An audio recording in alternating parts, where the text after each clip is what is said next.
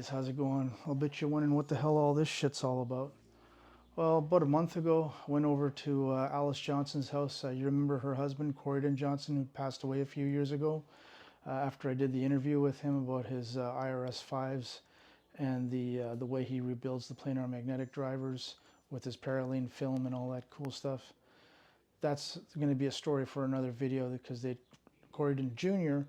had contacted me and asked me if I could help them, get his old man stuff going again. But anyhow, story for another video. Let's get to the vinyl here.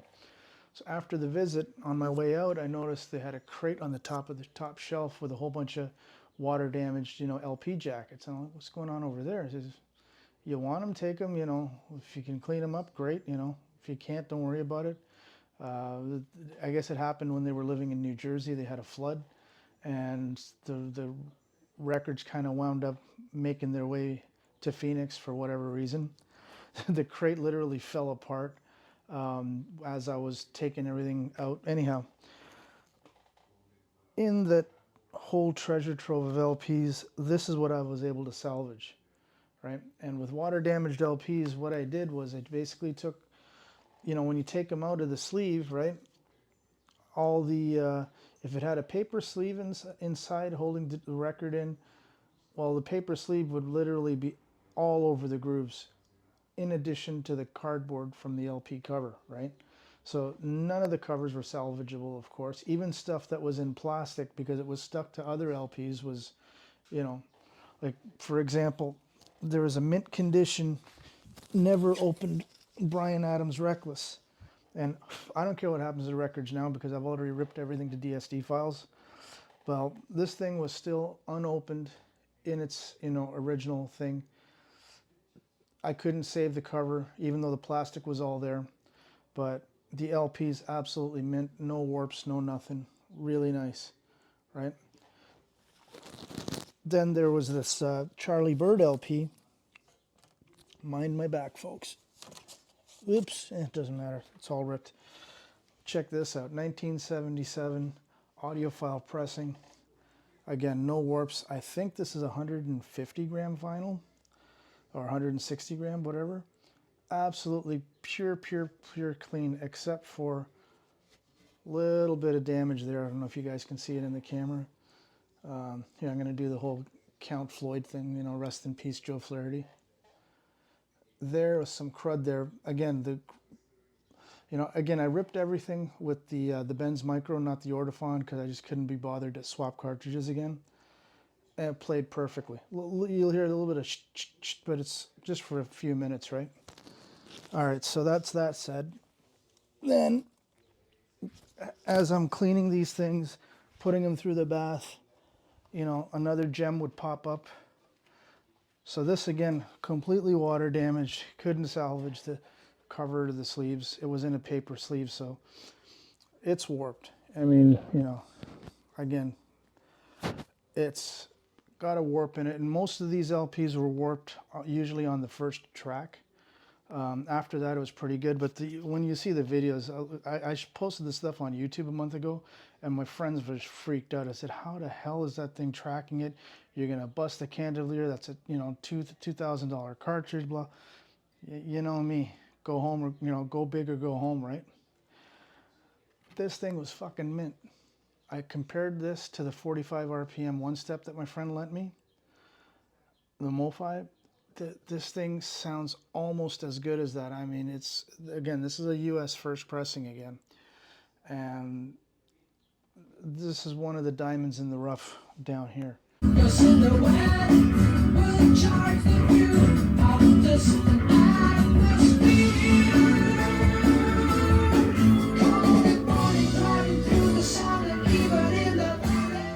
Right.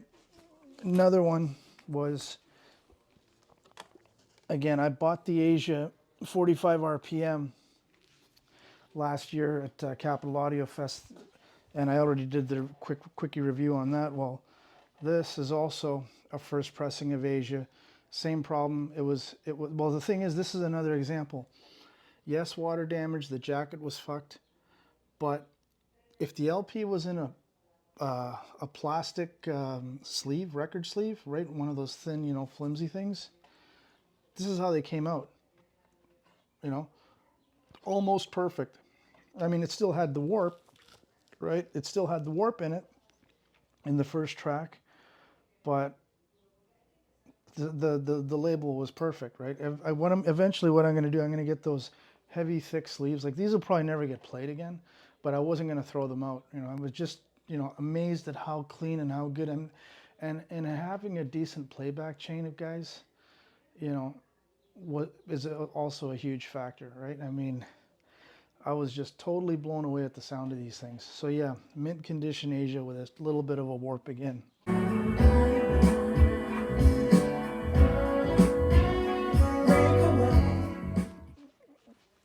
Another one that I always wanted but never had was good old Fleetwood Mac Rumors, right? Again, I've got the DVD audio disc of this. To me, that's still, to my ears, is the best sounding, right? But this is pretty good. I mean, again, it's a U.S. first pressing. It was in the paper sleeve, right? So, you know, other than the little bit of warping on it, this one wasn't warped too bad. You know, I guess I don't know if you can see it there or not. But again, mint, right? I played it, and you know, there's a bit of a scuff on. I think this is side 2, but that scuff tracked it, and you hardly hear it on the LP. You know, you might hear a little bit of in the background, but not enough to annoy you. You know, so that kind of stuff doesn't freak me out, but an actual gouge, that, you know, you can't avoid that. Okay, what else in this little treasure trove here? There was a mint condition. Oh yeah, here we go. I had Deja Vu. I had here someplace. Fleetwood Mac. Yeah, I think this. There were 2 Doobie Brothers LPs in here, minute by minute, and what is it? Damn it! That's the America LP. Anyway, the Doobie Brothers LP with the broken bridge on the cover. So I ripped the CD layer from a friend a while back, and then I got this thing. Yeah, it's in here someplace. Um, Same thing. It was mint, right? And it sounded so close to the MoFi CD layer. I was shocked, right? Another one that's in here someplace is Crosby, Stills, Nash and Young Deja Vu. Also a first U.S. pressing, was still sealed with the promo labels, you know, on the front. You know, the what do they call those? I call them promo labels. They got a something sticker, whatever. Anyhow, it was weird because even like the Bryan Adams Reckless, it was still plastic sleeve. Everything was covered. It was never sliced open. I took everything out, and I guess because of the paper sleeve inside, right? It didn't serve it. I had to do the whole cleaning thing with all these were cleaned with soap and water, right? I think except for the Bryan Adams and the Charlie Bird disc, everything else was cleaned with soap and water. But the Deja Vu was pretty good sounding compared to the 192.24 that Neil Young's his archives website has, and I use the Neil Young Archives app, which I showed you guys way back when. I've also got the volume 1 of the big box, the Blu-ray box, right? So I compared it to that, and it's pretty damn close. I mean, you know. So yeah, there was Goodbye Yellow Brick Road, which was, it had obviously been played quite a bit before the water damage happened, but I figured for posterity, I'd make a rip of it. One thing I never liked about the DVD audio version or the SACD version, whatever you want to, you know, whichever version you want to cite, I always hated the phasey drums on it, right? And on the LP version, it's not as nasty sounding, whereas on the SACD, well, I didn't not the SACD, the DVD audio version, it's a little bright, right? And the overall sound is pretty bright. But yeah, the LP had a lot of ticks and pops in it because it was obviously heavily played, you know, and obviously it's always side one that's obviously the heaviest played of that LP, you know, overall. And what else do we got in here? I got Supertramp's Breakfast in America. This is actually same thing. It was water damaged. Oh, there's the Deja Vu. Here we go. That's the first U.S. pressing Deja Vu, and you can see the warp in it. And then next to that is Supertramp's Breakfast in America, which I've got the SACD file of. Same thing, it's got a bit of a, not a gouge, but it's got a bit of a on the one side there.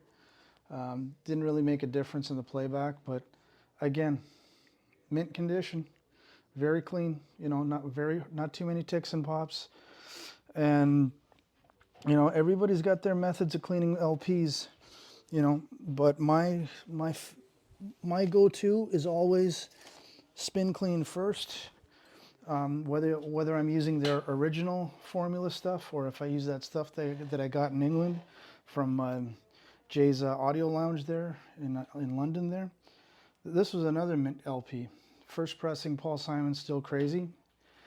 I have the SACD of this, and they sound pretty damn close to it. Like I can't, you know, again, the LP label's a little bit damaged, but plays beautifully. So yeah, guys, I mean, I was totally shocked because every time I go to, you know, the In Groove, or if I go to Zia's, or if I go to Record High here in Phoenix, I know there's a few other LP stores, but I probably haven't hit them yet because, you know, I'm not buying LPs at the rate that I was before. I never get lucky. Like I'll go into the you know, their little, you know, heavily used bins, and sometimes I'll get lucky with pressings, and other times, you know, they're there for a reason. But most of these LPs were pretty much taken care of, you know, before I got my hands on them. So yeah, guys, I mean, video was a little on the long side, but I figured, and I'll embed it with some of the pictures and audio video, and you know, the video was taken straight with the iPhone mic, right? So I wasn't going to do any direct out of the preamp things. It's more work than it's worth. And yeah, guys, we'll see you in the next video. Thanks again, like and subscribe, and hope you enjoyed this one. Cheers.